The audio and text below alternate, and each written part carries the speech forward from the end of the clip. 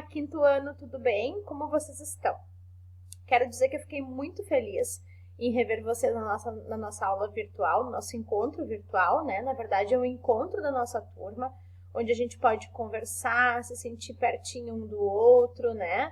Trocar algumas dúvidas, né? Esclarecer dúvidas que vocês possam ter sobre as atividades que a prof vem enviando.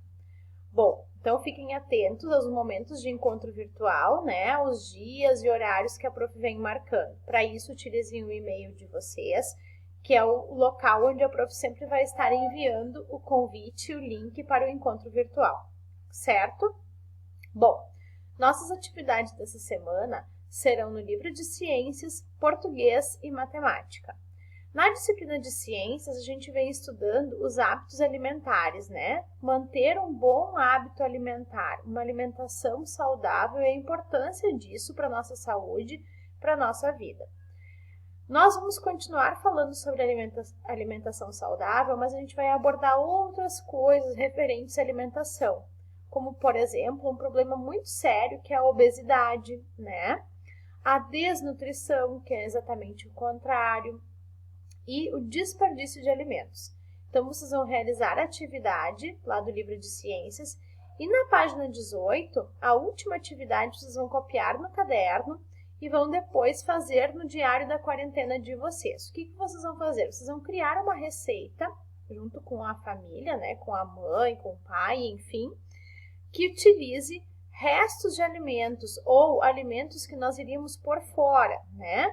Por exemplo, a casca da batata, a casca da maçã, a casca da banana, né? A polpa de algum alimento que a gente iria pôr fora, o talo, por exemplo, do brócolis, né? São só exemplos que a prof vai estar dando, mas vocês vão usar a criatividade, vão conversar com a família e vão elaborar uma receita que utilize alimentos que geralmente a gente coloca no lixo, coloca fora. Vocês vão anexar essa receita no diário da quarentena. Podem utilizar fotos, mas é importante que essa receita esteja lá, tá bom? Muito bem. Então, vamos para nossas atividades de língua portuguesa e matemática. Língua portuguesa, a gente vai relembrar algumas coisas que a gente já estudou lá no quarto ano, que é os conceitos de verbo, adjetivo e substantivo, né? Então, lá no caderno de língua portuguesa, vocês vão copiar de novo os conceitos de verbo, substantivo e adjetivo. Vamos relembrar um pouquinho, então, o que é um verbo? O verbo é aquela palavra que indica uma ação que eu faço. Por exemplo, cantar, né? Estudar, dormir, sorrir, falar.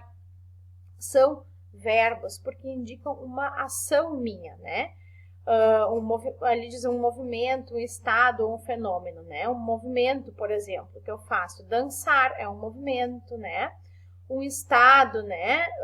Posso estar a sorrir, né? Vou estar sorridente. Um fenômeno, né? Por exemplo, chover, trovoar, né? São substantivos, são verbos, né? Porque indicam uma ação, certo? Então, depois o substantivo. Bem fácil, a gente já sabe, né? Já estudou muito sobre o substantivo. A gente já sabe que existem vários tipos de substantivo. Existe o substantivo que é simples, existe o substantivo que é próprio, né? Substantivos são as palavras que dão nome, que nomeiam as coisas, né? Então, menina, né? Mulher, homem, João, Maria, né? O nome da cidade, o nome dos estados, o nome de estabelecimentos, por exemplo, né? O nome de um restaurante, o nome de supermercado. Tudo isso é substantivo, certo? E depois, nas atividades das próximas semanas, a gente vai trabalhar um pouquinho mais sobre os tipos de substantivo, né? As formas como ele se apresenta. E depois o adjetivo, né? Que nós também já sabemos, o adjetivo é uma qualidade, uma característica, um defeito, né? O que caracterizam os substantivos. Então, a menina, por exemplo.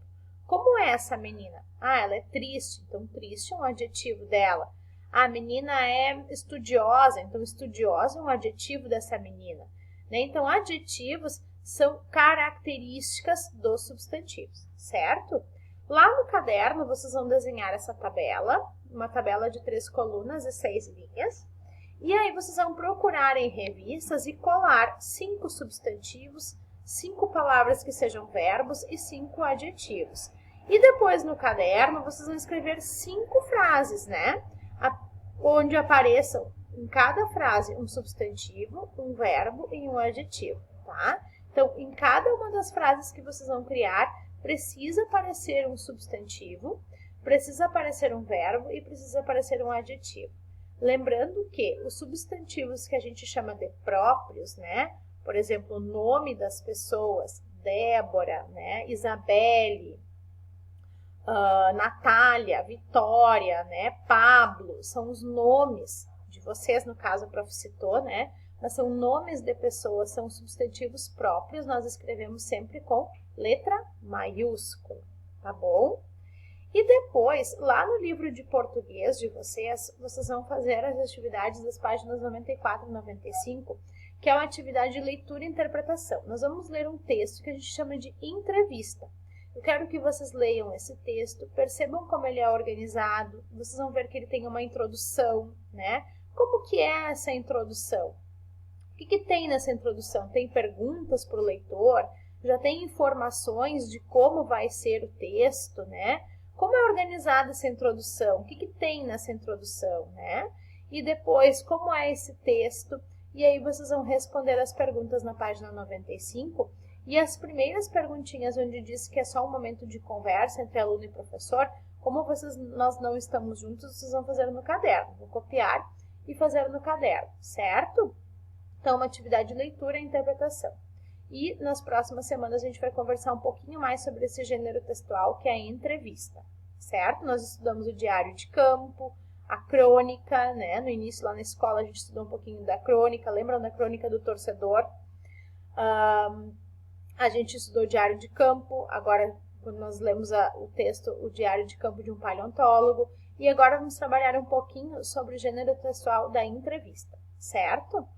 E também, lá no livro de matemática, nós vamos fazer as atividades das páginas 20 e 21. Porém, a última atividade da página 21, atividade 4, vocês não precisam fazer. Só vão fazer as atividades 2 e 3 da página 21, que são atividades sobre decomposição numérica. Lembram que é decomposição, né? Quando eu desmancho o número e vejo todos os valores que compõem esse número. Certo, pessoal? Essas são as nossas atividades dessa semana. Espero que vocês estejam bem, que fiquem bem. Fiquem atentos aos nossos momentos de encontro virtual, onde a gente pode matar um pouquinho da nossa saudade. Certo? Um grande beijo para vocês e até a próxima!